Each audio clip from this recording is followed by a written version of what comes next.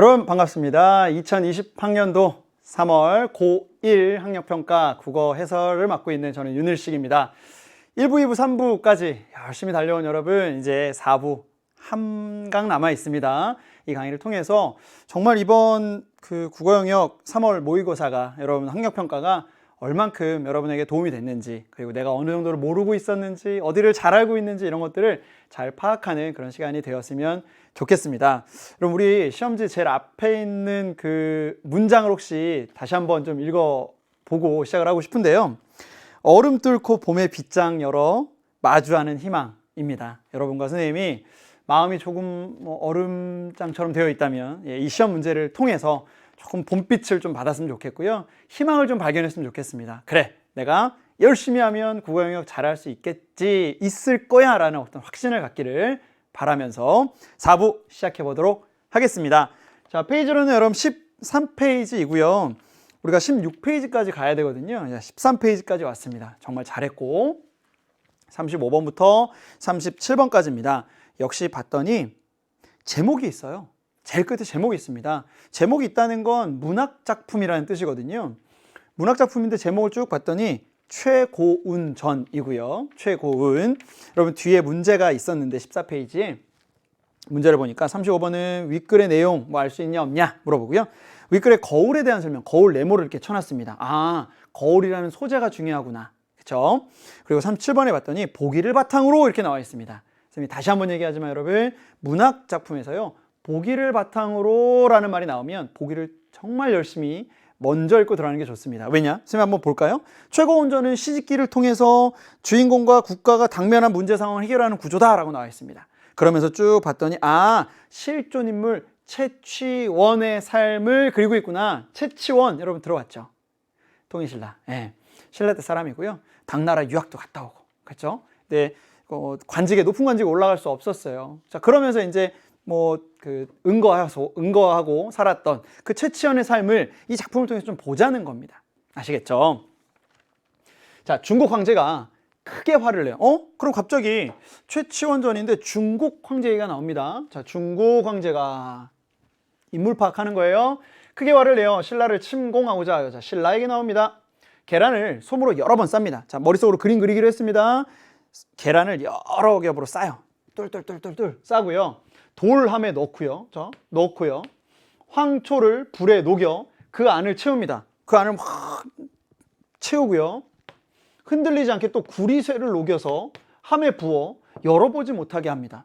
그쵸? 그러니까 계란을 넣고 그 안을 솜으로 두르고 거기도 황초를 불에 녹여서 붓고 구리쇠를 녹여서 함을 쫙 부어서 함을 열지 못하도록 만들어 놓은 거죠.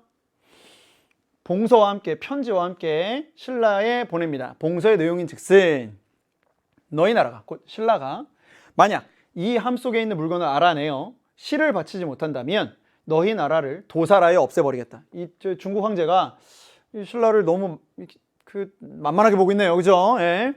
하였더라. 대국 사신이 조서를 받들고 신라에 도착하니 왔어요. 신라 왕이 몸소 사신을 맞이하고요. 조서를 읽어보시고는 즉시 나라의 선비들을 불러 모아 이르시기를 말합니다. 자, 뭐라고 말하나 볼게요. 자, 너희 유생 중에 이 함 속에 있는 물건을 알아내어 실을 짓는 사람은 장차 관직을 높여 땅을 나눠줄 거다. 그러니까 왕이 얘기하는 거죠. 야, 이거 이 안에 진짜 뭐가 있다는데 뭐가 있는지 좀 알고 알아내고 또 그것을 통해서 시도 좀 지어야 돼. 그러면 관직 줄게 이럽니다. 상 준다 이거잖아요. 그죠? 하심에 아무도 그 속 물건을 알아내지 못하여 온 조정이 들끓더라. 못 알아보게 해서 보낸 거잖아요, 지금. 그쵸? 못 알아보는 건 당연합니다. 이때 아이. 왕이 내린 명령을 들었습니다. 어떤 명령? 이 안에 있는 거 알아내고 시를 지어야 돼. 또 나승상의 딸아이가, 나승상의 딸아이, 인물들 여러분 잘 파악하는 거죠? 나승상의 딸아이. 자, 이거 어떤 친구는 이 아이가 이 아이인가요? 막 이러면서 물어보는 친구들도 있었는데 아니에요. 그죠? 여기 아이와 지금 여기 아이는 다른 거죠? 나승상의 딸아이가 아름답고 재능과 기예 합친 거죠? 재능과 기예가 뛰어나며 게다가 절개가 있다는 소문을 들은 터인지라 얘가 이 딸아이의 소문을 들었어요. 떨어진 옷으로 갈아입고 거울을 수선하는 장사로 사칭하고는 서울로 들어갑니다. 누가요? 이 아이가요. 그러고는 승상댁 문 앞에 이르러 거울 수선하라는 말을 여러 차례 외칩니다. 거울 수선하세요. 거울 수선하세요. 이렇게 외칩니다. 이에 여러분 머릿속에 그림 그려지죠 지금? 이에 나승상의 딸이 그 소리를 듣고 낡은 거울을 유모에게 주워 보내고 유모 이것 좀 고쳐주세요 라고 하면서 보냈더니 유모가 가서 문 앞에 있는 이 아이에게 갔겠죠. 이에 유모를 따라 외문 밖으로 나와 살인문 튼으로 엿봅니다. 이렇게 이제 엿보는 거죠. 이렇게. 그죠? 누가 있나. 근데 그 장사 역시 몰래 눈으로 바라보고 아름다운 아가씨라 여기고는 쥐고 있던 거울을 고의로 떨어뜨립니다. 여러분 이건 사건이잖아요. 사건을 발생시키는 거죠. 유모가 발을 구르며 다급하게 화를 내자 장사아이가 말하기를 이미 거울이 깨졌으니 발을 굴러 무엇하겠습니까? 되게 대범하죠. 그죠? 이 몸이 노복이 돼요. 내가 이 집에 들어와서 일하는 사람이 되어서 거울 깨뜨린 보상을 하겠으니 청을 들어주소서. 내가 거울 깼으니까 그냥 내가 여기 와서 노비처럼 일을 할게요 라고 얘기를 합니다.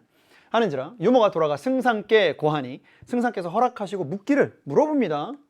너의 이름은 무엇이며 어디에 살고 있느냐 그럽니다. 그러니까 우리 집으로 들여야 되기 때문에 어느 정도는 좀 알아야 되잖아요. 그죠? 아이가 대답합니다.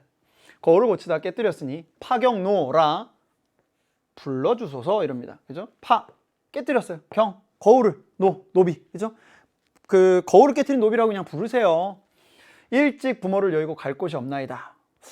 뭔가 좀 수상쩍긴 하지만 어쨌든 하는지라 승상은 파경노에게 말 먹이는 일을 하도록 하였습니다. 그럼 처음에 했던 일은 바로 말 먹이는 일입니다.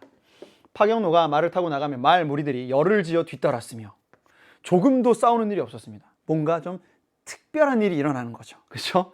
이후로 말들이 살찌고 여윈말이 없었습니다. 그러니까 이 파경노가 들어갔더니 말들이 말도 잘 듣고 밥도 잘 먹고 여윈말이 하나도 없어지고 아침에 파경노가 말 무리들을 이끌고 나가 사방에 흩어놓고 숲속에서 온종일 시를 읊으며 청의 동자, 여러분 여기 있어요. 신선에 시중을 든다는 푸른 옷을 입은 사내 아이들 청의 동자 수명이 어디서 왔는지 혹은 말을 먹이고 혹은 채찍으로 훈련시키더라.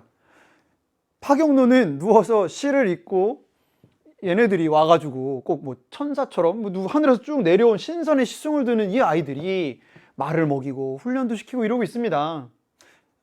조금은 현실적으로 일어날 수 없는 일 같죠? 그죠? 해가 지면 말들이 구름같이 모여 파경노 앞에 늘어서서 머리를 조아리니 이게 무슨 만화 같기도 해요. 말들 모여라 그럼 말들이 모여가지고 무릎 쫙 꿇고 뭐 이런 장면이잖아요. 보는 이마다 신기함을 칭찬하지 않는 이가 없더라. 너무 신기할 겁니다. 나승상 부인께서 이 소문을 듣고 승상에게 말을 합니다. 파경노는 생김새가 기이하고요. 말 다룸도 또한 기이하니 아주 신기한 사람이니까 필시 반드시 비범한 사람, 평범하지 않다예요. 비범한 거, 그죠? 평범한 사람이 아닐 거다. 천한 일을 맡게 하지 마옵소서 합니다. 하니 승상도 옳게 여기고 그 말을 따릅니다. 자, 예전에 동산에다가 나무와 꽃을 많이 심었으나 잘 가꾸지 못했어요. 그래서 거칠어지고요. 매몰되어 잡초 속에 묻혀 버렸는데 파경노로 하여금 꽃밭 가꾸는 일을 맡깁니다. 그럼 이제는 말 먹이는 일을 그만하고 이제 꽃밭 가꾸기를 합니다. 어떻게 될까요? 상상해 보세요. 어떻게 될까요? 말들이 무릎 꿇고 이랬으니까 꽃 뭐 엄청나겠죠. 보죠. 파경노는 그러니까 이런 것들이 여러분 소설이나 무슨 뭐 만화책이나 마찬가지인데 읽으면서 그 앞일을 좀 미리 읽게 하는 거죠. 머릿속으로 이렇게 되겠지. 그죠? 자, 파경노로 하여금 꽃밭 가꾸는 일을 맡기고 파경노는 또한 한가로이 꽃밭에 앉아서 시만 읊고 있을 뿐 가꾸는 일을 하지 않아요.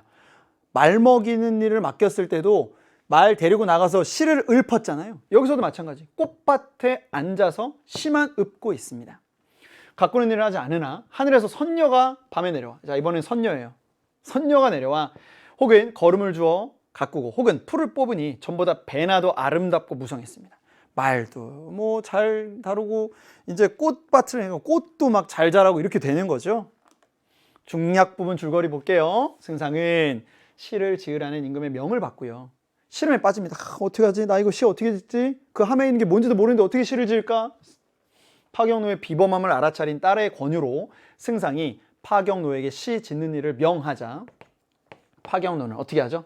자신을 사위로 삼는다면 시를 짓겠다고 말합니다. 거래를 합니다. 그죠? 내가 시를 지을 수는 있는데 나를 사위로 삼아주세요.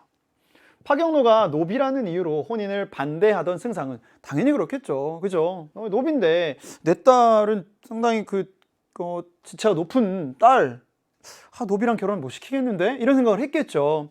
자, 승상은 딸이 설득하자. 아버지, 아니에요. 그래도 이 시를 지을 만한 사람은 이 사람입니다 라고 얘기를 한 거겠죠. 결국 파경노를 사위로 맞이합니다. 결국 이렇게 됩니다. 그죠? 다음날 아침 승상이 사람을 시켜 시 짓는 모습을 엿보라 합니다. 이때 파경노가 자기 이름을 지어 치원이라 하고요. 아하, 치원, 드디어 이름이 나왔네요. 자를 고운이라고 했습니다. 고운. 승상의 딸이 옆에 앉아서 시 짓기를 재촉하니 치원이 말합니다. 뭐라고 해요? 시는 내일 중으로 지을 것이니 너무 재촉하지 마세요 이럽니다. 하고는 승상의 딸더러 종이를 벽 위에 붙여놓도록, 벽 위에 딱 붙여놓도록 하고 스스로 붓 대롱을 잡아 발가락에 끼우고 잡니다. 되게 좀 독특하면서도 기이하면서도, 그죠? 현실적이지 않으면서도, 예. 승상의 딸이 근심하다가 고단하여 자는데, 승상의 딸이 잠이 들었어요. 꿈속에 쌍룡이 하늘에서 내려와 함 위에서 서로 버타며 무늬옷을 입은 동자 10여 명이 함을 받들고 서서 소리내어 노래를 하니 함이 열리는 듯 합니다. 함이 쫙 열리는 듯 했어요. 이윽고 쌍룡의 콧구멍에서, 여러분 머릿속으로 지금 그림 그려지죠? 꿈속입니다. 누구의 꿈속? 승상의 딸아이의 꿈속입니다. 이윽고 쌍룡의 콧구멍에서 여러 가지 빛깔의 상서로운 기운이 확 막 나오고요. 함 속을 환히 비추니 그 안에 붉은 옷을 입고 푸른 수건을 쓴 사람이 좌우로 쫙 늘어서서 어떤 자는 시를 지어 읊고, 그죠? 어떤 자는 붓을 잡아 막 글씨를 쓰고 시를 막 읊고 있고 글씨를 막 쓰고 있는 그런 상황이 보이는 거죠. 승상이 빨리 시를 지으라고 재촉하는 소리에 놀라 깨어보니 꿈입니다. 그죠? 승상의 딸이 꾼 꿈이에요. 치원 역시 깨어나 시를 지어 벽에 붙은 종이에다 써놓으니 용과 뱀이 놀라 꿈틀거리는 듯 하더라. 시를 얼마나 그냥 잘 썼는지 막 용과 뱀이 꿈틀꿈틀거리는 것처럼 글씨를 썼다 이렇게 볼 수 있겠죠. 이거 글씨를 못 썼다 이런 내용이 아니라 정말 멋지게 썼다 이렇게 볼 수 있을 거예요. 시의 내용인 즉, 둥글고 둥근 함 속의 물건은 반은 희고 반은 노란데 밤마다 때를 알아 울려 하건만 뜸만 머금을 뿐 토하지 못하도다. 이 안에 뭘 넣었어요? 뭘 넣었었죠? 계란을 넣었었잖아요. 그러니까 이제 그 내용을 얘기하고 있는 건데, 자, 이더라 그러면서 치원이 승상의 딸을 시켜 승상께 바치게 하니 이걸 바쳤어요. 승상이 믿지 않다가 딸의 꿈 이야기를 듣고서야 믿고, 딸의 꿈 이야기를 들었었잖아. 그러니까 아버지, 이 시는 진짜 믿을만 할 거예요. 제가 이와 좀 연결되는 꿈을 꿨어요. 아버지, 이거 갖다 바치세요. 대궐로 들어가서 왕께 바쳤습니다. 왕이 보시고서 크게 놀라 물으시기를 경이 어떻게 알아가지고 시를 지었느뇨 하시니 대답하여 아랍니다. 신이 지은 것이 아니었고 신의 사위가 지은 것이옵니다 하니 왕은 사신으로 하여금 대국 황제에게 바칩니다. 이제 당나라 황제에게 바칩니다. 황제가 그 시를 보시고 말씀하시기를 둥글고 둥근함 속의 물건은 반은 이고 반은 노란데는 맞는 구절이나 맞다. 왜? 뭘 넣었으니까? 계란을 넣었으니까. 밤마다 때를 알아 울려 하건만 뜸만 머금을 뿐 토하지 못하도다 라는 것은 잘못이로다 그랬어요. 왜? 나는 거기다 계란을 넣었으니까 이거 잘못된 거야 라고 생각한 거죠. 하고 함을 딱 열었더니 달걀을 보시니 여러 날 따뜻한 솜 속에서 병아리로 되어 있음에 황제가 탐복하면서 말하기를 이는 천하의 기제로다. 그럼 분명히 달걀을 넣었었는데 그 안이 따뜻하고 이러니까 병아리로 변해 있던 거죠. 그 병아리로 변해 있던 걸 이렇게 시로 표현한 거잖아요. 밤마다 때를 알아 울려 하는데 머금을 뿐 토하지 못하고 있는 상황을 얘기한 거잖아요. 그건 와, 천하의 기제로다. 이거 완전히 대단한 능력인데 라고 얘기를 한 거죠. 하고 학사를 불러 보이시니 칭찬하지 않는 자가 없더라. 됐나요? 그쵸? 최고운전이라고 했는데요. 고운 최치원이잖아요. 그죠? 그래서 이제 최고운전 이렇게 나와 있습니다. 자, 이 내용은 아주 크게 여러분을 어렵게 만들거나 이런 거 없어요. 그쵸? 자, 볼게요. 35번은 적절하지 않은 겁니다. 아이는 승상댁의 노복이 된 이후에 돌함의 존재에 대해 알게 되었다 그랬습니다. 여러분 어때요? 아이는요 승상댁의 노복이 된 다음에 돌함의 존재를 한 게 아니라 이미 그 돌함의 존재를 알고 있었고요. 그래서 그 승상네 집으로 들어가기 위해서 계란이 아니고 거울을 깨뜨렸잖아요. 그죠? 거울을 이렇게 거울 고치세요라고 해놓고서 띵 깨고 그 집에 파경노라는 이름을 이제 들어가게 되잖아요. 그렇죠? 1번이 적절하지가 않네요. 그렇죠? 자, 2번 승상의 부인은 파경노의 외모와 행동을 근거로 그가 범상한 아주 비범한 인물이구나라는 것을 알아보았고요. 자, 그다음에 승상은 파경노에게 천한 일을 맡기지 말라는 부인의 말을 따랐습니다. 그렇죠? 그래서 말 먹이는 일에서 꽃밭 가꾸기로 바꿨잖아요. 그죠? 파경노는 승상의 딸과 결혼한 이후 자신의 이름을 스스로 치원이라 지었습니다. 그죠? 치원이라 지었다 있었습니다. 승상의 딸은 치원이 지은 시에 대해 회의적인 태도를 보이는 승상에게 자신의 꿈 이야기를 들려주죠. 누가요? 승상의 딸이. 치원이 지은 시를 보고 아버지가 이거 이상한데? 라고 했을 때 아버지 내가 꿈을 꿨어요 라고 했더니 승상이 믿고 그걸 가지고 갔잖아요. 대궐로 들어갔습니다. 그쵸? 적절하지 않은 거 1번이구나 확인할 수 있고요. 자, 36번 거울이거든요. 여러분 거울은 어떤 소재, 어떤 역할을 했나요? 아이가 승상에게 자신의 능력을 증명하는 데 사용된 소재입니까? 거울을 깨뜨린 게 어떤 능력을 증명한 건가요? 깨뜨린 거울을 막 다시 확 모이게 아무렇지도 않게 고친 이런 거 아니거든요. 승상댁에 노복으로 들어간 아이가 겪게 될 고난을 암시하나요? 고난 아니죠. 아이가 승상의 사위가 되려는 내적 욕망을 실현하는데 동원된 소재예요. 그 집에 들어가야 그 승상의 딸과 결혼을 하는 그 승상의 사위가 될 수 있고 그래야 시를 지어서 승상께 주면 승상이 대궐에 갖고 들어갈 수 있고 그런 것들을 다 생각을 한 거죠. 여기 있네. 혼인을 둘러싸고 아이와 승상 사이에 긴장감이 조성될 것을 예고하는 소재. 아니, 뭐 긴장감 이런 거 없습니다. 자, 5번 아이가 승상 딸의 뛰어난 재예와 절개를 시험할 수 있는 기회. 딸을 뭐 시험했나요? 누가? 아이가? 그런 거 없어요. 그렇죠? 적절한 건 3번이었다라고 볼 수 있습니다. 37번인데요. 자, 최고운전은 시집기. 요거예요. 요걸 통해서 주인공과 국가가 문제를 해결합니다. 자, 이 작품은 뛰어난 능력을 가지고 있으나 신분적 한계로 인해 능력을 제대로 발휘하지 못했던 최치원의 삶을 바탕으로 하고 있고요. 최치원의 삶이 주인공에 투영되어서 형상화되는 과정에서 그의 비범함이 극적으로 이제 부각이 됩니다. 막 말들 나오는 거, 꽃이 막 선녀가 내려오고 막 이런 거 있잖아요. 이는 주로 시집기를 통해 이제 발휘가 이제 될 겁니다. 자, 1번 보시면 자, 기역인데요. 자, 기역에서 시집기는 여러분 기역은 눈으로 이렇게 보면 어딘가요? 나라에 뭐 시를 지어서 바치지 않으면 제대로 된 시를 바치지 않으면 너희 나라를 도살하여 없애버리겠다 이랬거든요. 시집기는 중국 황제가 신라를 문제 상황에 빠뜨리기 위해 내세운 불합리한 요구잖아요. 그쵸? 그죠? 이거 맞는 말. 자, 니은 보면 너희 유생 중에 이 함 속의 물건 알아내고 좀 시를 지어서 그러면 내가 높은 관직도 줄 거야 라고 얘기했잖아요. 니은에서 시집기는 국가적 문제를 해결할 수 있는 인재가 없는 신라의 상황을 보여줍니다. 그죠? 임금이 얘기했는데 아무도 그 시 짓는 상황을 해결하지 못하잖아요. 자, 이거 맞고요. 자, 3번 볼게요. 자, 디귿에서 시 짓기는요 초월적 요소와 결합하여. 자, 그렇습니다. 디귿 보면 아침에 파경노가 말무리를 이끌고 나가서 시를 읊고 있어요. 그러면 말들이 뭐 알아서 청의 동자가 내려와서 말도 먹이고 뭐 훈련도 시키고 이러는 거잖아요. 그러니까 여기는 초월적 요소와 결합하여. 그죠? 청의 동자가 내려오는 거니까 인물의 비범함을 드러낸다. 맞는 말. 자, 리을에서 여러분 리을 볼게요. 리을은 치원 역시 깨어나 시를 지어 벽에 붙은 종이에다 써놓으니 용과 뱀이 놀라 꿈틀거리는 듯 하더라 하거든요. 자, 리을에서 시 짓기는 신분적 한계로 인한 울분을 직접적으로 토로하는 수단이군 이라는데 여기다 지금 나의 신분은 이러해서 나는 정말 시를 지을 수가 없어, 시집기가 싫어 이런 게 있어요? 없죠? 없습니다. 그쵸? 자, 5번 볼까요? 자, 미음인데요. 미음은 어느 부분? 자, 신이 지은 것이 아니고 신의 사위가 지었습니다. 그러면서 이제 대구 황제께 이제 바치는 부분이죠. 미음에서 시집기는 개인의 능력을 드러냄과 동시에 국가의 위기를 해결하는 방법이 되는 거죠. 그쵸? 그래서 개인의 능력, 최치원의 능력도 드러냈고 동시에 우리 신라가 처해 있는 위기를 해결하는 방법이 되는 거였습니다. 그래서 적절하지 않은 것은 4번이고 나머지는 다 적절한 내용이구나 라고 확인할 수 있을 겁니다. 맞죠? 자, 35번, 36번, 37번은 많은 친구들이 잘 풀었습니다. 아주 잘 풀었어요. 네.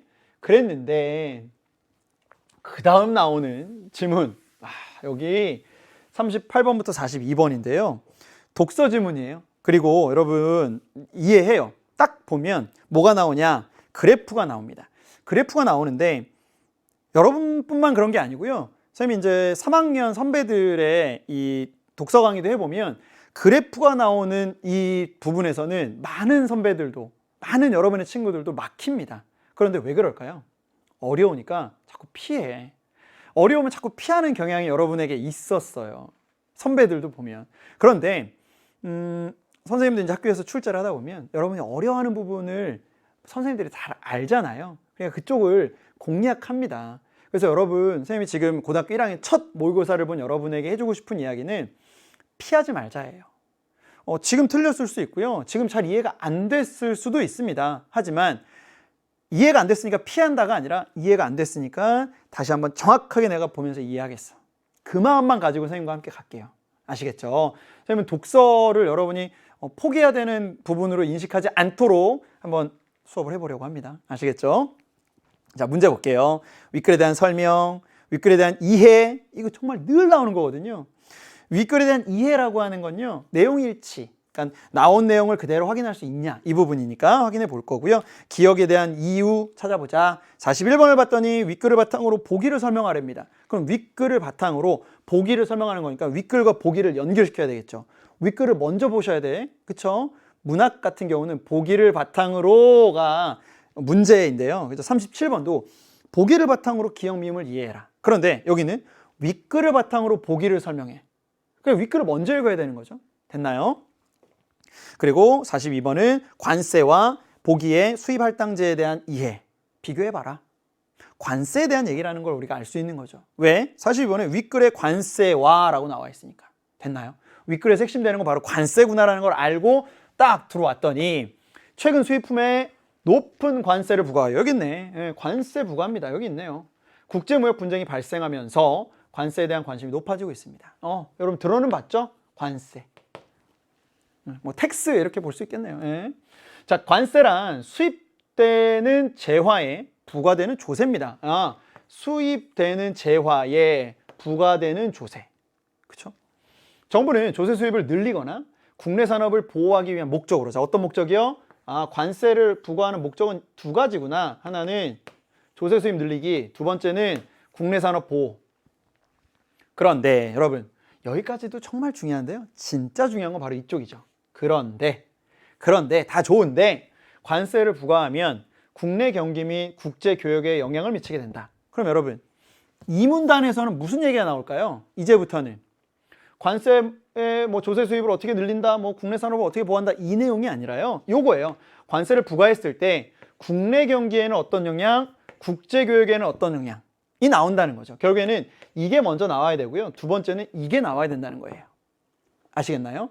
그러니까 이게 그 독서를 잘하는 글 읽기 방법이거든요. 그럼 선생님, 저는 뭐 책을 많이 안 읽어서 글을 잘 못 읽겠어요. 아니, 여기 있는 대로 중요한 거 관세 얘기할 거고, 관세를 부과하는 목적은 이런 게 있는데, 그런데 관세를 부과하면 국내 경기와 국제 교역에 영향을 미친대. 그러면 이 문단에서는 국내 경기에는 어떤 영향을 미치는지를 설명할 거예요. 보세요.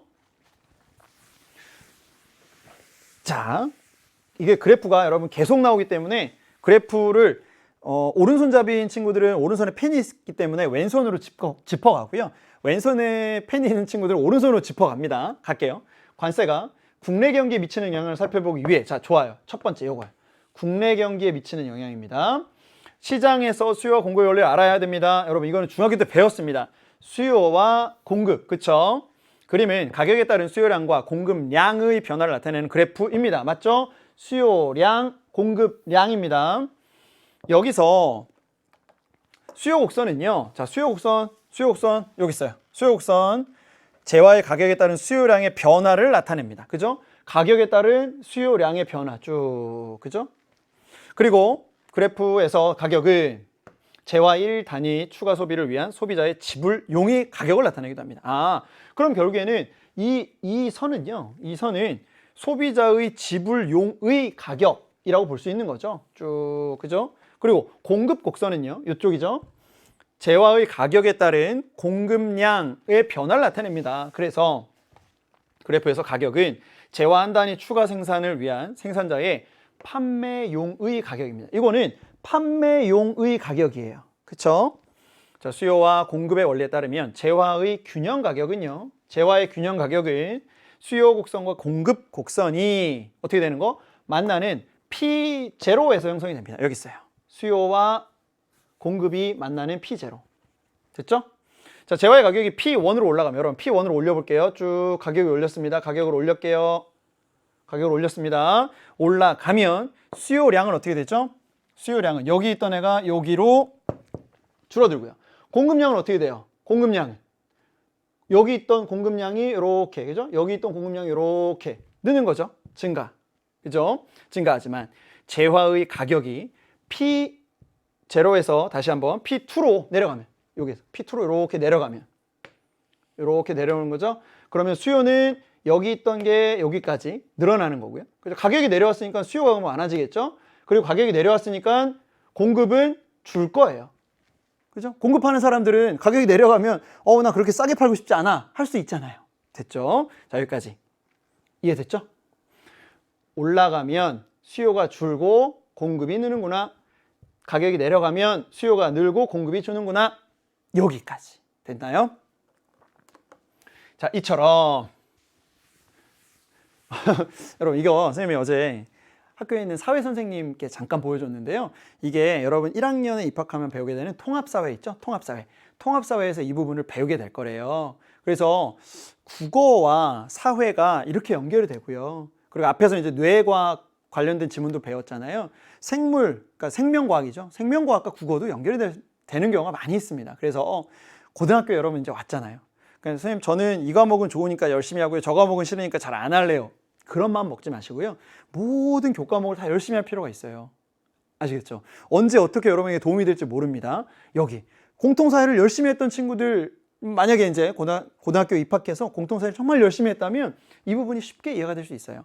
선생님, 지금은 이해가 잘 안 됐는데요. 지금은 안 됐지만 공통사회 시간을 배우면서 더 깊게, 더 잘 이해할 수 있다는 거죠. 그러면 이거보다 더 어렵게 문제가 출제돼도 여러분 충분히 풀 수 있을 겁니다. 아시겠죠? 자, 계속 갈게요. 자, 이처럼 재화의 가격이 올라가냐 가격이 내려가냐 변화로 수요량과 공급량이 달라지면 소비자 잉여, 생산자 잉여에도 변화가 생기게 됩니다. 자, 갑자기 튀어나온 단어들이 뭐냐면 소비자 잉여, 생산자 잉여였습니다. 그럼 여기서 잉여라는 말은 무엇이냐? 제품을 소비하거나 판매함으로써 얻는 이득으로, 소비자 잉여는 소비자가 어떤 재화를 구입할 때 지불할 용의가 있는 가격과 실제 지불한 가격의 차이예요. 다시 한번 여러분, 소비자 잉여는요, 이런 거예요. 나는 이 제품을 살 때, 여러분 요거요. 선생님이 이 제품을 살 때요, 1,000원까지는 내가 줄 수 있어 라고 했는데 이 제품을 사러 딱 갔더니 이게 500원이야. 선생님은 1,000원을 지불할 용의를 갖고 갔는데 500원이래요. 그럼 선생님 머릿속으로 생각드는, 또는 선생님 주머니에 남게 되는 잉여는 500원이 남잖아요. 소비자 잉여. 됐나요? 그거고요. 자, 생산자 잉여는 생산자가 어떤 재화를 판매할 때 실제 판매한 가격과 판매할 용의가 있는 가격의 차이예요. 곧 선생님이 생산자야. 선생님이 이거는 1,000원에는 내가 팔아야 되겠어. 1,000원에는 팔아야 되겠어. 근데 이걸 2,000원에 팔았대. 2,000원에 누군가 샀어요. 그럼 선생님은 생산자 잉여 1,000원. 그죠? 나는 1,000원이면 팔고 싶었는데 1,000원 정도만 팔 수 있는데 이게 2,000원에 누군가 사겠대. 그러면 생산자 잉여가 1,000원이 남게 되는 거. 됐죠? 예. 자, 그 내용입니다. 자, 그림에서 이제 그림을 가지고 얘기합니다. 수요 곡선과 실제 재화의 가격의 차이에 해당하는 가는 소비자 잉여를 나타냅니다. 여러분 여기요. 보세요. 요게 가격 지불 용의가 있는 거잖아요. 요게 다. 그렇죠? 그런데 실제 가격이 어디예요? 여기잖아. 그렇죠? 그러니까 이 가격에도 난 살려고 그랬고 이 가격에도 난 살려고 그랬어. 이 가격에도 난 살려고 그랬고 여기에도 내가 살려고 했었어. 여기에서 난 살려고 했고 여기도 살려고 했는데 여기에서 결국엔 정해졌대. 그러면 이만큼이 소비자 입장에서는 남는 거죠. 잉여. 자, 선생님 입장으로 한번 선생님의 상황으로 설명을 해볼게요. 자, 내가 이 제품을 10,000원에도 살려고 했고요. 9,000원에도 살려고 했고요. 8,000원에 살려고 그랬고 7,000원에 살려고 그랬고 6,000원에 살려고 그랬고 5,000원에 살려고 그랬어요. 쭉쭉쭉 했는데 딱 왔더니 3,000원이랬어요. 그러면 난 10,000원에 살려고 그랬는데 3,000원에 샀으니까 이만큼의 값은 내 주머니에 그대로 들어오겠네. 그죠? 남아있겠네. 생산자, 소비자 잉여. 됐죠? 자, 그래서 가는 소비자 잉여고요. 실제 재화의 가격과 공급 곡선의 차이에 해당하는 나는 생산자 잉여예요. 무슨 말이죠? 생산자는 이 가격이면 나 생산하려고 그랬고 이 가격이면 생산하려고 했어요. 이 가격에도 생산하려고 했고요. 이 가격에도 생산하려고 했다는 거죠. 가까이 가격에서. 이해되죠? 그런데 균형 가격이 여기서 잡혔어. 그러면 나는 이만큼 가격이 이렇게 낮아도 생산하려고 했는데 가격이 이만큼 높아졌잖아요. 그러니까 이만큼이 생산자 입장에서는 남는 거죠. 잉여가 된 거예요.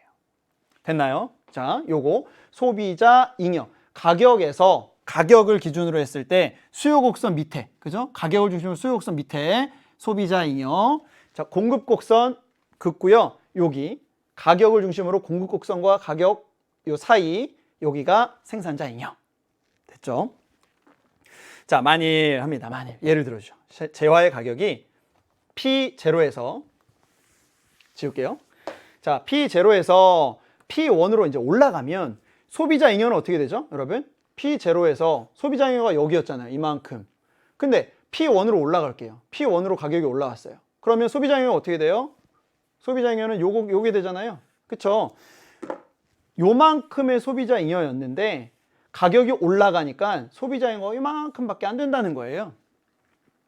됐죠? 이해되죠? 줄어들고 소비자 잉여는 이만큼이 없어진 거죠. 지금 이만큼이 없어지고요.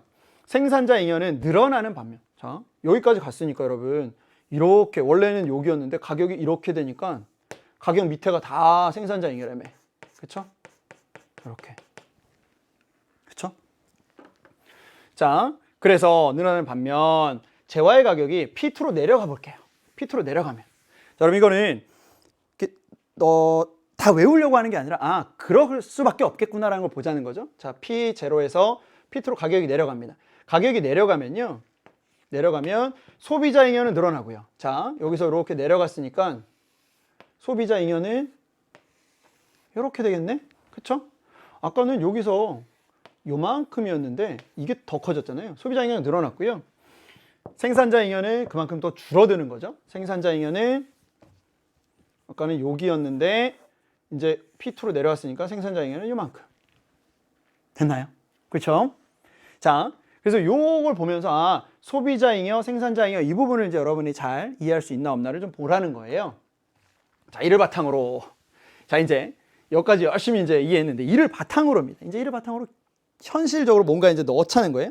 관세가 국내 경기에 미치는 영향을 한번 살펴보겠습니다. 자, 뭐요? 국내 경기에 미치는 영향입니다. 이제 왔어요. 지금까지는 이제 뭐 소비자 잉여, 생산자 잉여에 대한 기본적인 개념들을 여러분에게 알려준 거고요. 이제 국내 경기에 미치는 영향입니다. 볼게요. 밀가루 수입 전에 형성된 K국의 밀가루 가격이 킬로그램당 500원입니다. 자, 이런 거 기준이니까 잘 볼게요. 국제시장에서 형성된 밀가루의 가격이 300원이라고 가정해 보겠습니다. 그러면 국내가 훨씬 더 비싸네요. 그죠? 자, K국이 자유무역을 통해 관세 없이 밀가루를 수입하면 국산 밀가루 가격은 수입 가격 수준인 300원까지 내려가게 되겠죠? 그쵸? 그럼 여러분, 위에서 설명한 걸 가지고 밑에 영향을 주기 때문에 요 그래프와 요 연결시킬 필요가 있습니다. 가격이 여기였어요. 500원이었던, 킬로그램당 500원이었던 밀가루가 300원이 되는 거죠. 300원까지 내려가게 됩니다. 그 결과, 여러분, 가격이 내려가면 어떻게 되기로 했죠? 또 한 번 설명합니다. 모를까봐. 국산 밀가루 공급량은 줄어들지만, 여러분, 여기에서 여기로 내려오면 공급이 여기에서 여기로 줄어들기로 되겠죠. 그렇죠? 줄어들지만 오히려 수요량은 여기였을 때보다 여기였을 때 여기에서 이만큼이 더 느는 거죠. 수요가. 그렇죠? 늘어나기 때문에 국내 수요량에서 국내 공급량을 뺀 나머지 부분만큼 밀가루를 수입하게 되는 거죠. 자, 요게 되게 중요해요. 국내 수요량에서 국내 공급량을 뺀 나머지 부분만큼만 수입을 하게 된다는 거죠. 그죠? 왜냐하면 수요는 늘었고, 그죠? 공급은 줄었으니까 그 부분에서 그 간극만큼만 수입을 하면 되는 거예요. 자, 밀가루 수입으로 국산 밀가루 가격이 하락하면, 자, 여기 있습니다. 국산 밀가루 가격이 하락하면, 자, 밀가루 가격이 하락하면 결과적으로 생산자 잉여가 감소합니다. 소비자 잉여는 어떻게 될까요? 증가하게 됩니다. 자, 무슨 말일까요? 자, 요 그림을 한번 여러분 잘 보세요. 이 그림.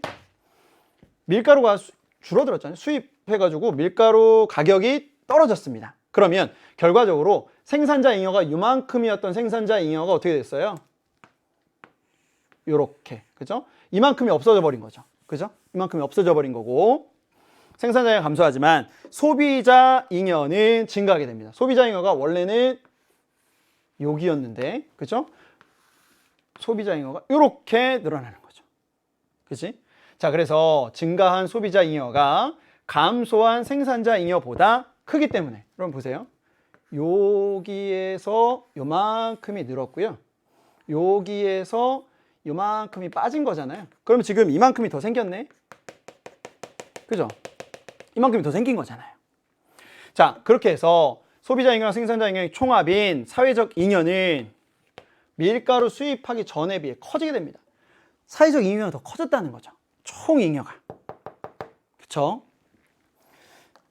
자, 여러분 이제 조금 어려울 줄 알아요. 어려울 줄 아는데, 하지만 여러분이 이 정도도 충분히 이해할 수 있다는 걸 좀 스스로에게 증명해 주세요. 알겠죠?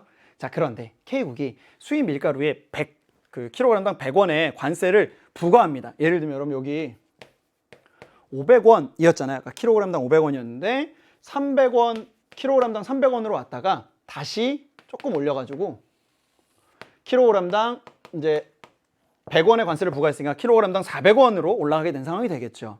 자, 그렇게 되면 국산 밀가루 생산자는 관세 부과 전보다 킬로그램당 100원 오른 가격의 밀가루를 판매할 수 있으니까 생산자는 어떻게 될까요?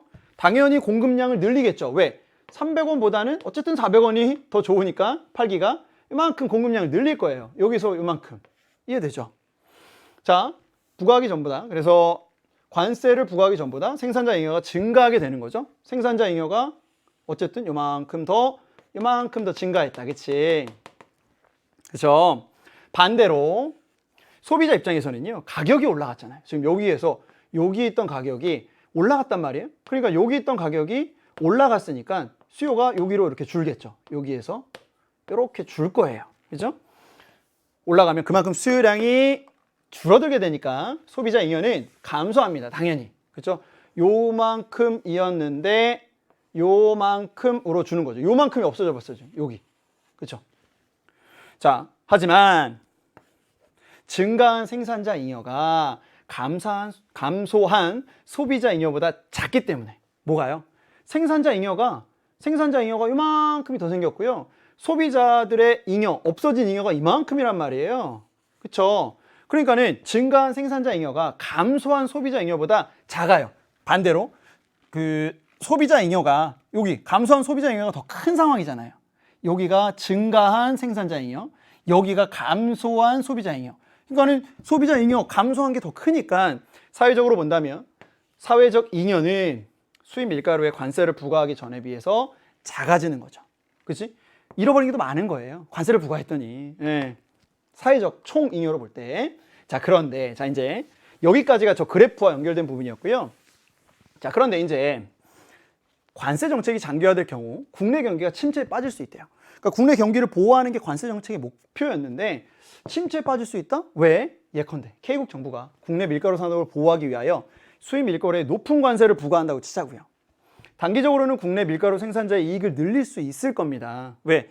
높은 관세를 붙여서 오니까 지금 국내에 있는 밀가루 가격이 많이 떨어지지 않겠죠. 자, 그런데 단기적으로는 이렇게 되는데 자국의 밀가루 산업을 보호할 수 있는데, 하지만 높은 관세로 국내 밀가루 가격이 상승할 수 있어요. 그러면 밀가루를 원료로 하는 제품들의 가격이 줄줄이 상승하겠죠. 예를 들면 우리가 자주 먹는 뭐 빵이나 라면이나 이런 것들 있잖아요. 과자나 이런 것들이 줄줄이 상승할 수 있습니다. 국내 소비자들은 밀가루를 이용하여 만든 제품들의 소비를 줄이게 되겠죠. 갑자기 너무 비싸지면 줄이게 돼요. 그럼 이러한 과정이 장기화되면 가격은 올라가는데 사람들은 안 사. 그죠? 그렇게 되면 K국의 경기는 결국 침체에 빠질 수 있습니다. 안 사니까, 소비를 안 하니까.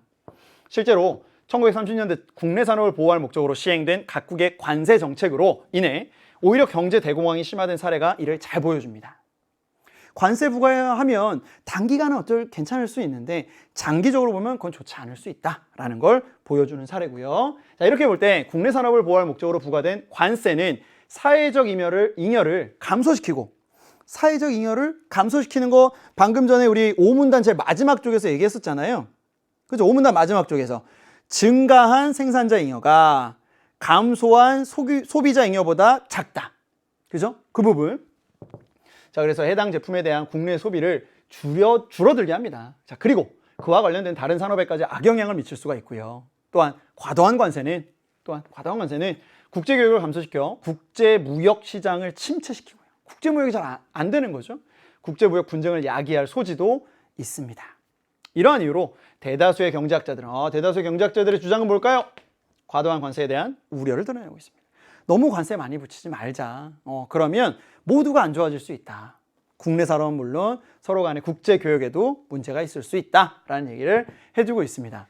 자, 여러분, 선생님이 이 글을 보면서 실제로 여러분 중에도 언니, 오빠, 형, 누나 있을 수 있는데요. 이런 부분들이 3학년 시험지에서도 나타난 적이 있습니다. 그대로 드러나요. 아주 1학년 거는 더 쉽고 3학년 건 더 어렵다 이런 내용이 아니라 이 내용이 3학년 시험지에도 실릴 수 있을 정도로 이 내용은 참 쉽지는 않거든요. 그런데 이 내용을 이해할 수 있다면 여러분 정말로 앞으로 이제 국어 영역, 독서 자신감 갖고 해도 됩니다. 선생님과 함께 그럼 이제 문제는 어떻게 적용해 나가야 되는지 한번 살펴볼게요. 자, 윗글에 대한 설명입니다. 상반된 두 입장을 제시한 다음에 절충하고 있나요? 누구는 관세를 부과하자, 누구는 관세를 부과하지 말자, 절충해서 어느 정도는 부과하자. 전혀 아니죠. 문제 상황을 언급한 후에 해결책을 구체화하고 있습니까? 문제 상황, 관세를 부과했더니 문제가 됐어요. 그럼 해결책은 관세 부과하지 맙시다. 어떻게 부과하지 말아야 되죠? 1%만 부과해야 되나요? 2%만 부과해야 되나요? 그런 내용 없어요. 그렇죠? 이론의 한계를 단계적인 순서에 따라 설명합니까? 그런 것도 없죠. 학설이 나타난 배경과 그 학문적 성과를 분석하나? 없어요.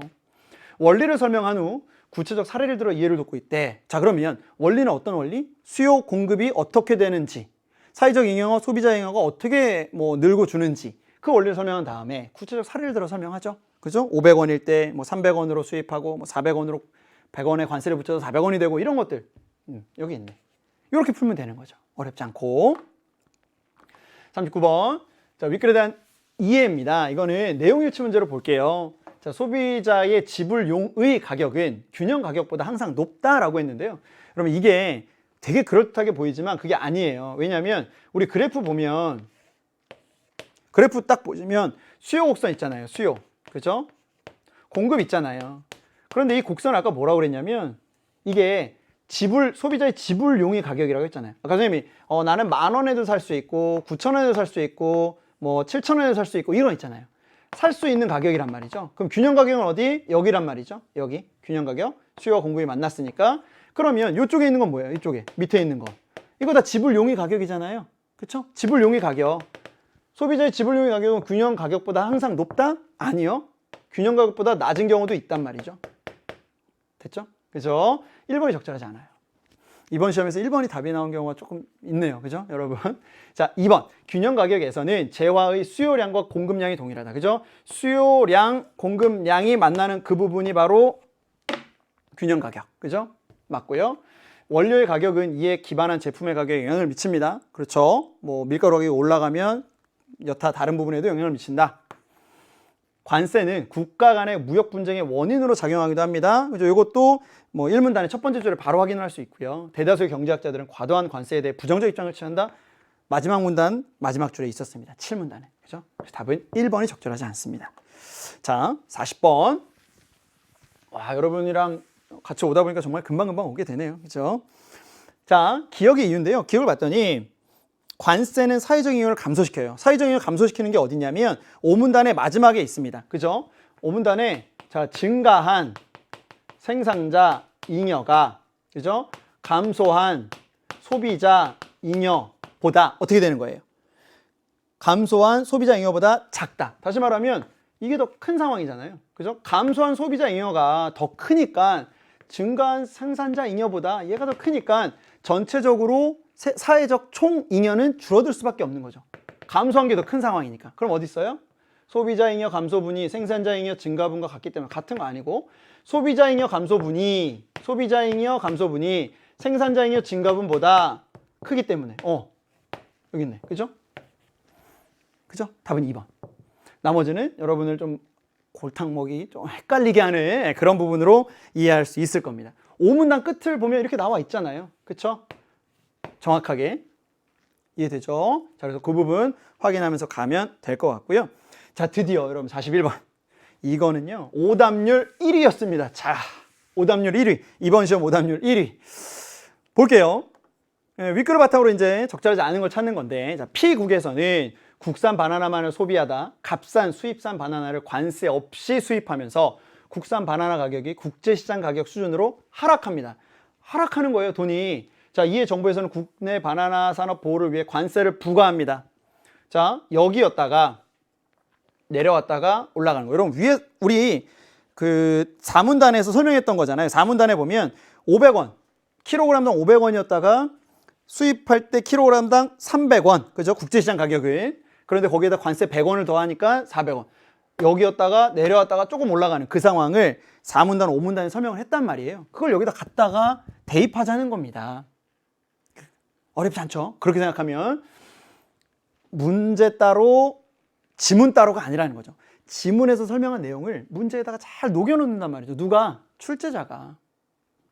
자, 그러면 볼게요. 1번, 바나나를 수입하기 전 바나나의 국내 균형 가격은 톤당 1,000만 원이다. 여기 있잖아요. 1,000만 원. 여기 보세요, 여러분. 가격은 10,000원이고요. 수량은 톤이에요. 톤이니까 이 앞에 생략되어 있는 건 1톤이겠죠. 1톤당 요렇게 1,000만 원. 그죠? 그런데 수요 공급에 따라서 150톤을 이렇게 1,000원에 공급을 하고 또 사람들도 사고 뭐 이렇겠죠. 그죠? 자, 그러니까는 바나나 수입하기 전에는 국내 균형 가격은 톤당 1,000만 원이었다. 맞아요. 맞고요.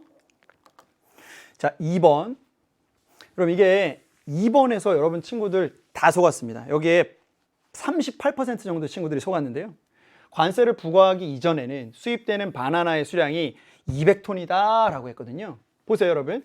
관세 부과 전이잖아요. 관세 부과 전 여기잖아. 그러면 수요는 250톤을 수요가 있는데 공급은 50톤만 공급한단 말이에요. 그쵸? 그러면 얼마를 수입해야 돼? 200톤을 수입해야 돼요. 맞는 말이잖아요. 그쵸? 이해되죠? 여러분, 이 내용은 그 4문단에 중간쯤에 있어요. 국내 수요량에서 국내 공급량을 뺀 나머지 부분만큼만 밀가루를 수입하게 된다. 국내의 수요와 국내의 공급에서 뺀 그 값만큼 수입하면 되죠? 200톤 수입합니다. 맞아요. 맞죠? 3번. 관세를 부과하기 이전과 이후의 가격을 비교해보니 톤당 200만 원만큼, 그죠? 200만 원만큼의 관세가 부과됐습니다. 여기 만 원, 200, 그죠? 500에서 700으로 올라가는 관세잖아요, 관세. 그죠? 맞고요. 되게 쉽게 잘 풀리죠? 관세를 부과한 결과 국내 생산자는 바나나의 공급량을 50톤에서 100톤으로 늘리게 된다? 여러분, 그럼 관세를 부과한 결과 여기 있어요. 그러면 관세를 부과했을 때 수요가 200, 관세를 부과했더니 공급이 100이에요. 그러면 얼마만 바나나 공급량을 50톤에서 100톤으로 늘리게 되는 거죠. 국내 생산자가 50톤에서 100톤으로 늘렸잖아요. 그쵸? 왜? 돈이 올라갔으니까 어쨌든 이만큼 올려도 되는 거죠. 자, 5번 보겠습니다. 5번이 적절하지 않은 건데 관세를 부과한 결과 수입되는 바나나의 수량은 이전보다 50톤이 줄어드는 효과가 발생한다? 여러분 보세요. 관세를 부과하기 전에는 총 몇 톤? 200톤이 필요했고요. 200톤. 그렇죠? 관세를 부과했더니 200에서 100을 빼면 100톤만 수입하면 됩니다. 그렇죠? 그럼 원래는 200톤 수입했는데 관세를 부과했더니 100톤만 수입하면 돼. 그러니까는 관세를 부과한 결과 수입되는 바나나의 수량은 이전보다 50톤이 줄어드는 효과가 발생하는 게 아니라 100톤이 줄어드는 효과가 발생되는 거죠. 그죠? 여기서는 200톤이 필요했는데 여기서는 100톤만 수입하면 되니까. 됐죠? 그래서 답이 5번이었습니다. 여러분, 요거 오답률 1위였던 이유는 우선 집중도가 떨어질 수도 있고요. 좀 전체적인 그래프 이해가 잘 안 됐을 수도 있는데 선생님과 수업을 통해서 잘 이해하고 넘어갔으면 좋겠습니다. 아시겠죠? 자, 42번입니다. 자, 이번에는 윗글에서 이제 관세 얘기했잖아요. 여기는 수입 할당제에 대한 설명입니다.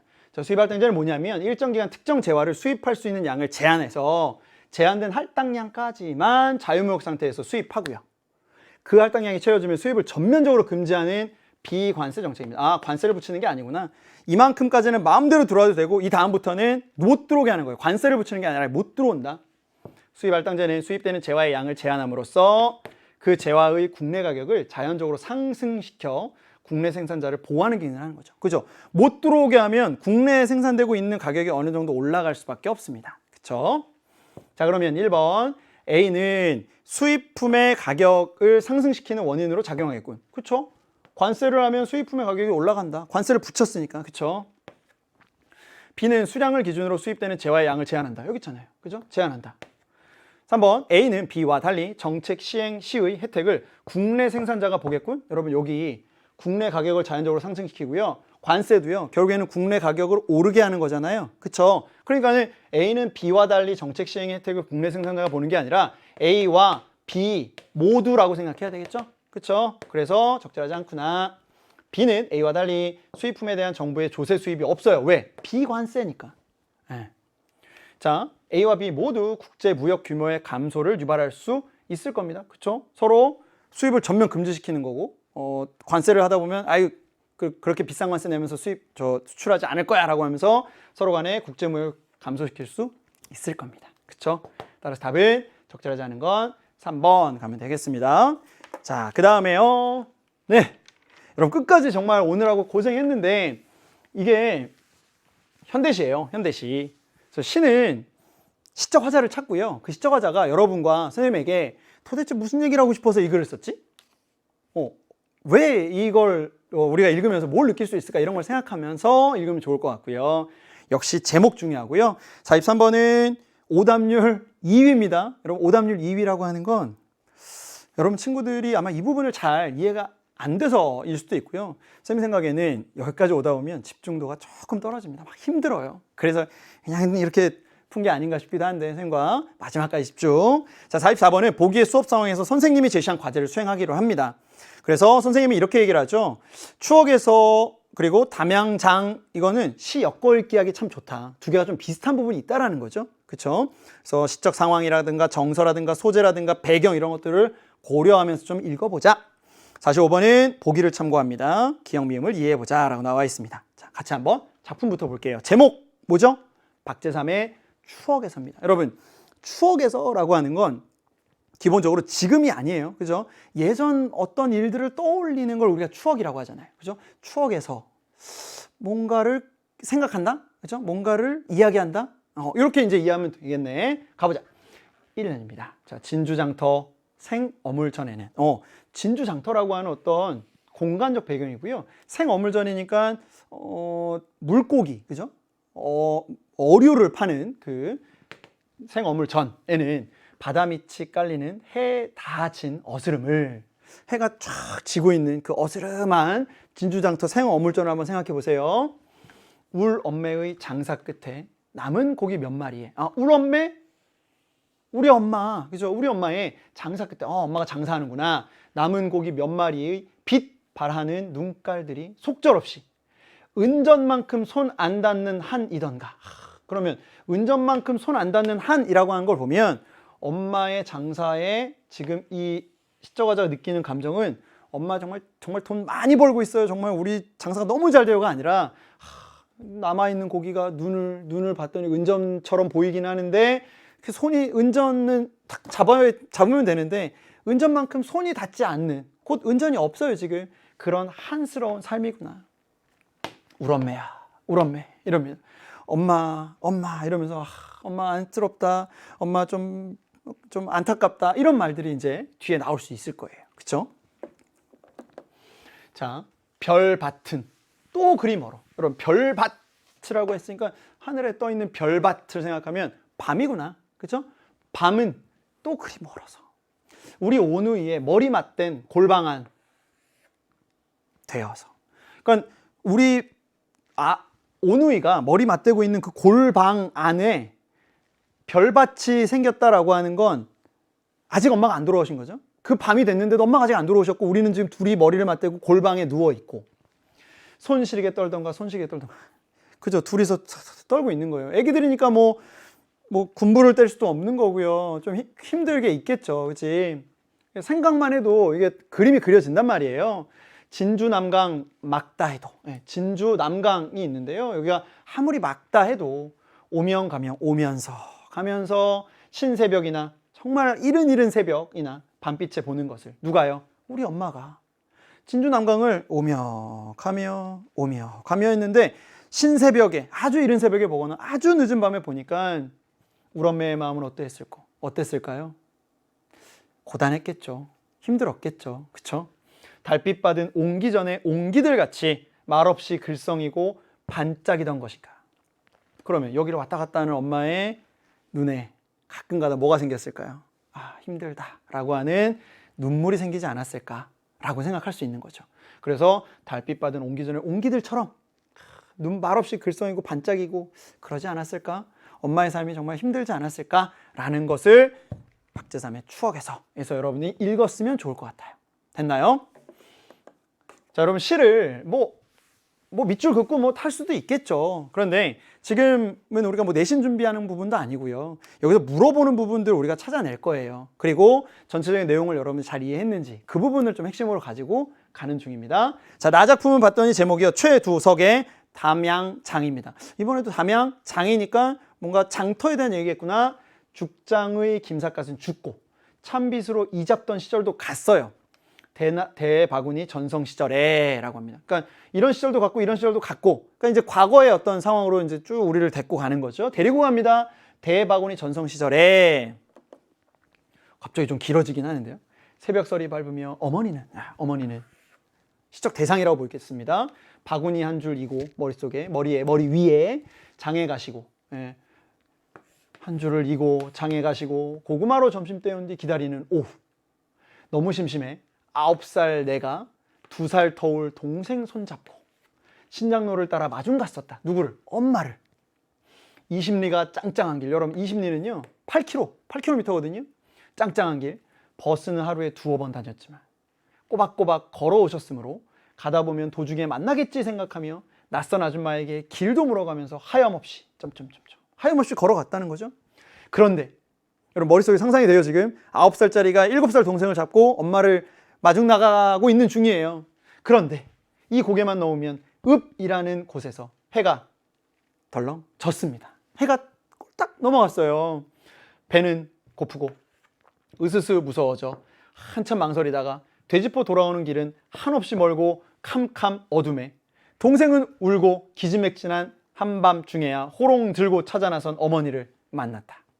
어머니는 그날따라 버스로 오시고, 하필이면 어머니는 버스로 오셨네. 아, 요즘도 장날이면. 자, 갑자기 이제 어디로 와요?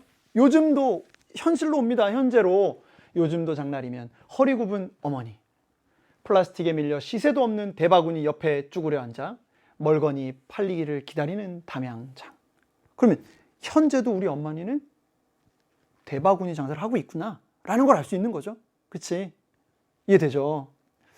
자, 요 정도 내용을 여러분 이해했다면 이제 문제로 한번 가서 연결시켜 보자고요. 자, 가은아의 표현상의 공통점입니다. 표현상 찾아볼게요. 자, 앞에서 봤던 것처럼 요렇게, 그죠? 요렇게 앞부분은 표현법, 뒷부분은 효과입니다. 동일한 어미를 반복하여 리듬감을 줍니다. 여러분, 동일한 어미를 쓰면요 리듬감이 생겨요. 우리가 랩이라든가 또는 노래 가사들도 보면 뭐뭐하고 그죠? 뭐뭐하니 이런 거 나온단 말이죠. 그쵸? 그러면 동일한 어미를 반복 하나 볼게요. 가를 보면 2연에 보면 한이던가, 3연에 보면 떨던가, 4연에 보면 반짝이던 것인가, 그죠? 니은 무슨 니은가 이런 거 있잖아요. 그죠? 있고요. 나도 보면 김삿갓은 죽고 이잡던 시절도 가고, 그다음에 2살 터울 동생 손 잡고, 그다음에 동생은 울고 멀고 호롱 들고, 그죠? 그런 것들이 다 동일한 어미를 반복하는 부분이고 리듬감을 주고 있는 거예요. 자, 요거 많은 친구들이 잘 못 찾아서 요거 틀렸습니다. 요게 이제 정답이 여기인데 요거 30% 밖에 안 나왔고요. 자, 역설법을 활용했느냐? 역설적인 표현은 보이지가 않습니다. 그죠? 이건 보이지 않아요. 그러니까 이것도 아니고요. 자조적 어조, 여러분 여기에 왜 이렇게 많은 친구들이 갔을까? 여기에 30% 넘는 친구들이 답을 했어요. 자조적 어조를 사용하여 시적 정서를 드러낸다. 여러분, 자조적인 게 뭔데요? 스스로를 비웃는 걸 자조적이라고 합니다. 지금 여기서 누가 뭐 스스로를 비웃어요? 어머니에 대한 안타까움, 연민 이런 게 드러나는 거지 스스로 비웃는 부분은 없습니다. 그렇죠? 공감각적 이미지를 사용하여 표현 효과를 높이고 있다라고 했는데요. 지금 공감각적 이미지도 이 부분에서는 사실 찾기가 쉽지는 않습니다. 그렇죠? 자, 수미상관의 기법을 활용하여, 여러분 수미상관은 뭐예요? 머리와 꼬리잖아요. 머리와 꼬리가 똑같나요? 가에 보면 그렇지 않아요. 나에도 머리와 꼬리가 똑같지 않습니다. 이것도 아니에요. 그렇죠? 답은 1번이었습니다. 됐나요? 자, 44번인데 자, 선생님이 이제 제시하고요. 자, 여러분 이 두 작품의 시적 상황, 정서, 소재, 배경 등을 고려하면서 한번 엮어보세요. 읽어보세요. 자, 1번 볼게요. 가의 고기와 나의 대바구니는 어머니가 가족들의 생계 유지를 위해서 장터에서 팔아야 하는 소재라는 점에서 유사해요. 맞습니다. 가의 울엄매야 울엄매와 나의 허리 굽은 어머니에는 고단한 삶을 살아온 어머니에 대한 연민, 좀 가여워 이런 생각, 정이 담겨있는 점에서 유사합니다. 맞아요. 그쵸? 3번 가의 골방에 비해 나의 신작로는 어머니를 기다리는 마음이 더 능동적인 행위로 나타나는 공간. 골방에서는 머리 맞대고 골방에 누워 있었던 거고요. 신작로에서는 9살짜리가 7살 동생 데리고 걸어간 거잖아요. 그쵸? 능동적 행위. 좋아요. 신새벽과 나의 한밤중은 어머니의 부재로 인해 어린 화자가 느끼는 불안감이 해소되는 시간적 배경. 불안감이 해소돼요, 여러분? 한밤중 신새벽 이럴 때? 아니죠. 신새벽은 어머니가 왔다 갔다 하는 그 고단한 시간을 나타내고, 한밤중은 작품에서도 나타나 있지만요, 밤중이니까 기본적으로 뭐 불안감이 해소되는 시간적 배경이라고 볼 수가 없을 거예요. 그런데 작품에서도 정확히 뭐라고 그랬냐면, 한없이 멀고 캄캄한 어둠에 동생은 울고 기진맥진한 한밤중 이랬습니다. 그러니까는 오히려 불안감이 해소된다기보다는요, 불안감이 좀 고조된다라고 보는 것이 더 적절할 거예요. 그렇죠? 그죠? 네, 적절하지 않습니다. 적절하지 않고요. 자, 5번은 그러면 왜 맞을까요? 이쪽에서도 여러분 친구들이 조금 헷갈려 하더라고요. 자, 가의 말없이 글썽이고 반짝이던 것인가 에서는 어머니의 과거의 삶, 그죠? 왔다 갔다, 새벽에 왔다, 저녁에 들어오고, 그죠? 요즘도 장난이면 에서는 과거로부터 이어지는 어머니의 현재의 삶을 떠올리고 있는 시적 상황이라는 점에서 차이가 있어요. 그죠? 이거는 과거, 이거는 요즘, 현재까지 연결이 되는구나. 됐나요? 그래서 적절하지 않은 건 4번, 나머지 1, 2, 3, 5번은 다 맞다 확인하시고요. 드디어 여러분 마지막입니다. 자, 근데 제 마지막이요, 약간의 문법적 개념이 들어가 있어요. 보시면 시에서 정서나 상황을 효과적으로 표현하기 위해서 부사어를 사용하기도 한다. 자, 여기 부사어 이런 말 앞으로 이제 배우게 될 텐데요. 부사어라는 것은 용언을 수식하는 기능을 하는 거거든요. 문장 성분상 용언을 수식합니다. 예를 들면 뭐 춘향이가 떡을 먹는다에, 자, 춘향이가 떡을 먹는다라고 할 때요, 이 먹는다 앞자리 여기에 나올 수 있는 걸 부사어라고 해요. 어떻게 먹느냐 요거거든요. 따라서 부사어를 사용하는 의도를 파악해 보면 시적 의미를 섬세하게 해석할 수 있어서 감상의 묘미가 높아진다는 거죠. 왜? 이걸 꾸며주니까. 어떤 용언을 또 어떻게 꾸며주고 있는지 보자는 거죠. 기억 보시면, 자, 기억 보면 꼬박꼬박입니다. 꼬박꼬박. 늘 걸어서 장에 다니시는 어머니의 일상을 강조하고 있어. 그죠? 꼬박꼬박.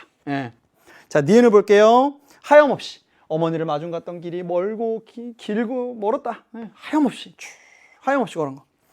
자, 디귿 덜렁집니다. 해가 갑작스럽게 해가 저 놀라고 겁이 난 심리를 강조하고 있어요. 자, 리을 보시면 한참 망설이다가 더 갈지 돌아가야 할지 주저하는 내적 갈등인 거죠. 무서워 적어서 더 가야 되나 말아야 되나 이러고 있는 거. 좋습니다. 미음은요, 보시면 멀거니 팔리기를 기다리는 거죠. 멀거니 장이 끝나가서 장사를 마쳐야 하는 아쉬움을 강조하는 게 아니고요. 여러분, 멀거니라는 건 정신없이 그냥 물끄러미 보고 있는 모양입니다. 그러니까는 아쉬워하는 모양이 아니라 그냥 물끄러미 기다리고 있는 그 장면을 기억하시면 될 것 같아요. 그래서 5번은 적절하지가 않구나 라고 확인하시면 되겠습니다. 아시겠죠? 자, 여러분과 좀 긴 시간 같이 공부했는데, 자, 여러분 여기에서 주저앉지 마세요. 이거는 실전 같은 연습이었습니다. 다음 모의고사 때 더 좋은 성적 거둘 수 있기를 간절히 바라고 있겠습니다. 여러분 수고했어요. 안녕!